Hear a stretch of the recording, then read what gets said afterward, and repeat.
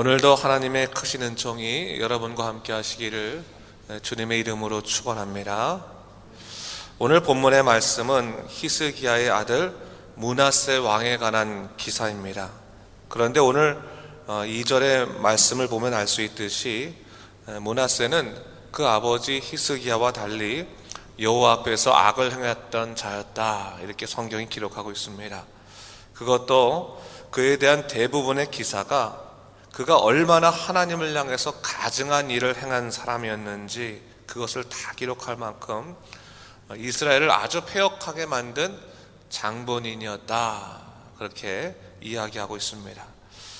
우리는 오늘 이 본문을 보면서 히스기야와 같이 그렇게 하나님을 온전히 의지했던 그 아버지 아래에서 어떻게 이런 아들이 나올 수 있을까, 이렇게 한번 생각해 볼 수도 있지만, 사실 이 본문의 말씀이야말로 인간의 실체가 결국 무엇이냐, 인간이라는 어떠한 존재냐를 분명히 드러내주는 그런 말씀이다 볼 수 있습니다.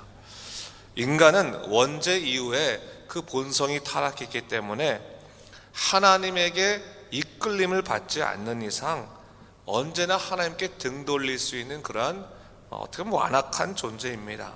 그래서 아무리 그 아버지가 열심히 신앙생활을 할지라도 그 자녀가 하나님 앞에서 단독적으로 또 인격적으로 온전히 서지 않는 이상은 아버지의 신앙만으로 그 아들이 온전히 될 수는 없다는 거예요. 아버지가 열심히 믿었으니까 아들이 열심히 믿는 것이 당연하다, 그렇진 않습니다.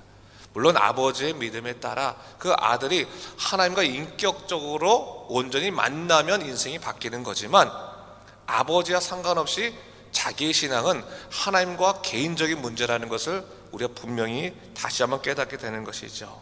그래서 하나님 앞에서 인격적으로 만날 때 우리 본성 가운데 일어나는 수많은 죄의 문제를 우리가 다스릴 수가 있고, 이것을 통해서 우리가 하나님의 사람으로 온전해질 수 있다는 사실을 어떻게 보면 이 므낫세를 통해서 역설적으로 우리가 알 수 있게 되는 것입니다.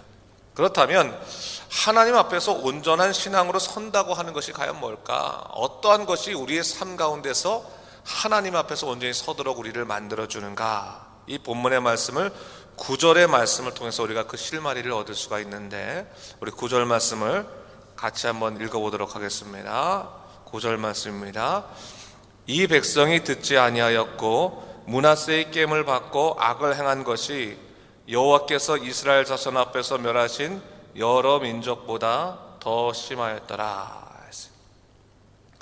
9절의 말씀은 이스라엘이 다른 어떤 민족들보다 더 영적으로 패역할 수밖에 없었던 이유에 대해서 두 가지를 얘기하고 있습니다. 그 하나가 뭡니까?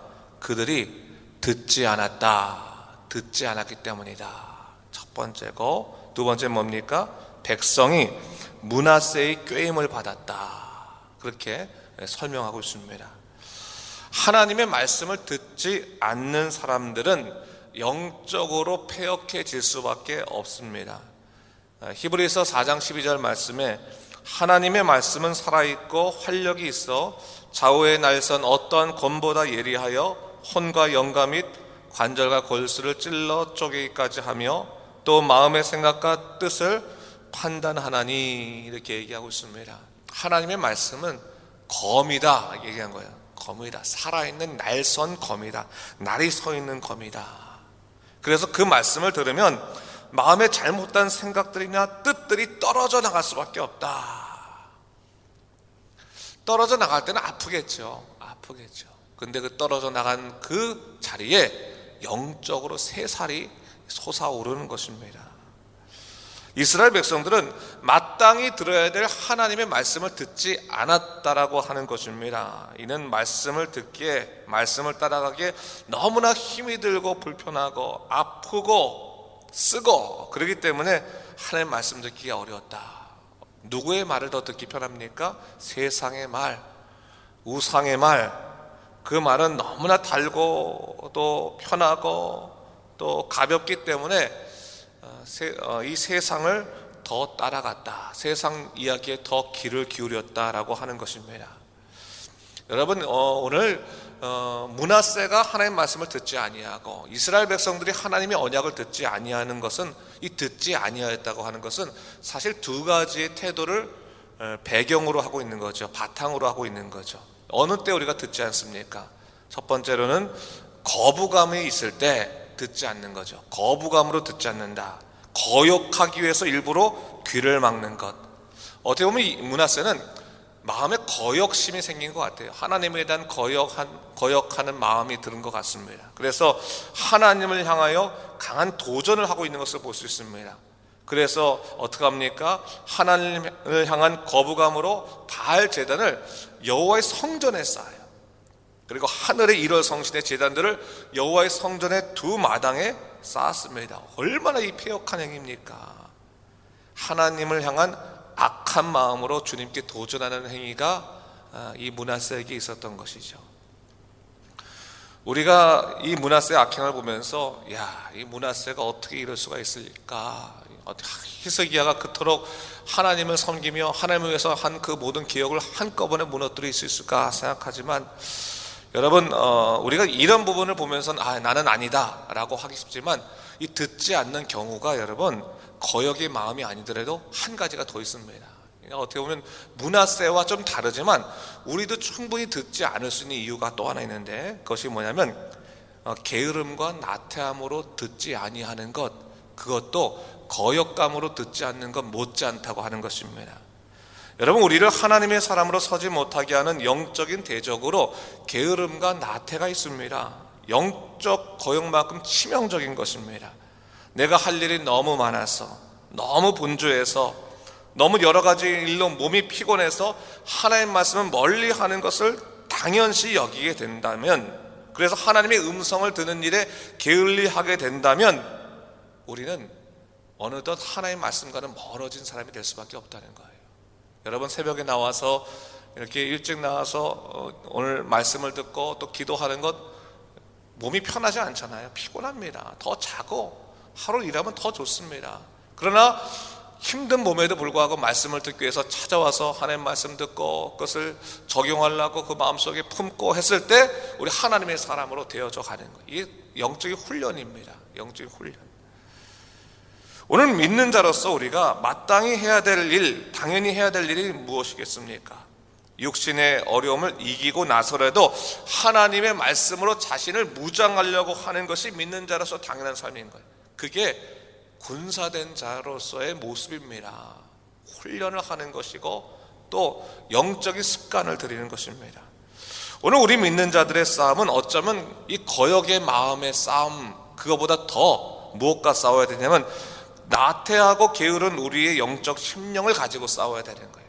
자꾸 세상에 나태해지는 우리 모습들, 나 하나님의 사람으로 바로 서야지, 말씀으로 무장해야지, 찬양으로 하나님을 바라봐야지, 기도로 항상 하나님과 내가 교제를 하고 또한 하나님과 연결되어 있어야지. 그러한 강한, 어떻게 보면 군사된 마음들, 그것이 없으면 쉽게 넘어질 수밖에 없고, 또 하나님 말씀을 듣지 아니하면 우리가 결국은 하나님의 사람으로 서는 것에 우리가 실패할 수밖에 없음을 우리가 생각할 수 있어야 되는 겁니다.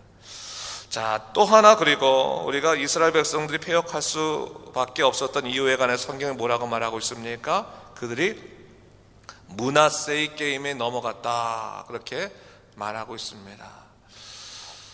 이 므낫세의 게임은 어쩌면 이 사탄과 참, 이 사탄이 아담과 하와를 유혹하는 것과 참 비슷합니다. 므낫세가 결국 뭐였다는 거예요? 유혹자였다라고 얘기하는 거죠. 사탄도 마찬가지예요. 사탄도 유혹자죠. 유혹자. 이 사탄의 뜻이 적대자, 방해자라고 하는 뜻을 갖고 있는 것이 사탄의 뜻인데, 사탄의 가장 큰 전략은 속이고 유혹하는 것을 통해서 하나님을 적대하도록 만드는 것입니다. 우리가 아담과 하와를 기억하겠지만 이 뱀이 아담과 하와를 유혹하지 않았습니까? 그런데 여러분, 어떻게 유혹했습니까?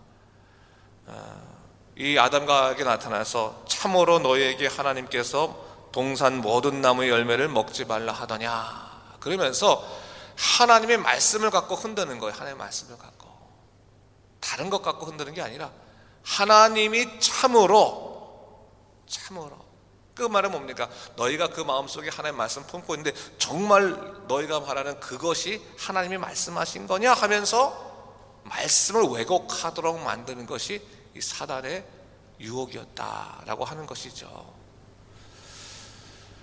므낫세가 어떻게 이스라엘 백성들을 유혹했을까 한번 우리가 생각해 볼 필요가 있어요. 여러분, 우리가 오늘 이 므낫세의 유혹을 한번 생각해 보면서 기억할 것은, 우리가 정신 차리지 않으면 순식간에 무너질 수 있는 것이 우리 믿음일 수도 있다고 하는 거예요. 우리의 믿음을 자신의 자신감에 바탕을 둬서는 안 되는 거예요. 나는 몇십 년간 오랫동안 믿음 생활 해왔으니까, 나는 우리 부모님이 몇 대째 믿음 생활을 잘 해오신 그런 믿음의 가문에 있으니까, 어쩌면 그런 자신감이 순식간에 무너질 수 있는 이유는 뭐냐면, 오늘 내가 하나님 앞에서 어떤 사람인지 정신 똑바로 차리지 않으면 넘어질 수밖에 없는 것이죠. 또한 현실적인 이유로 하나님의 말씀을 게을리하게 되면 우리가 넘어질 수밖에 없는 것이죠. 오늘 므낫세가 어떻게 이 유다 백성들을 유혹하고 있습니까? 오늘 본문을 우리가 쭉 읽어보면 우리 실마리를 찾을 수 있는 게 뭐냐면, 므낫세가 바알 제단을 여호와의 성전에 쌓아 두었습니다. 여러분, 이것은 참 패역한 일이죠. 이것을 보면서 분노할 수도 있겠지. 막 화가 나고, 어떻게 하나님의 성전 가운데 이 바알의 제단을 쌓고 또 이럴 서신을 향한 제단을 쌓고 화가 날 수 있겠죠. 근데 여러분, 한번 이렇게 생각해 보세요. 이스라엘 백성들이 영적으로 하나님에 대한 것이 깨어있지 않으면 습관적으로 하나님의 성전을 가는 거겠죠.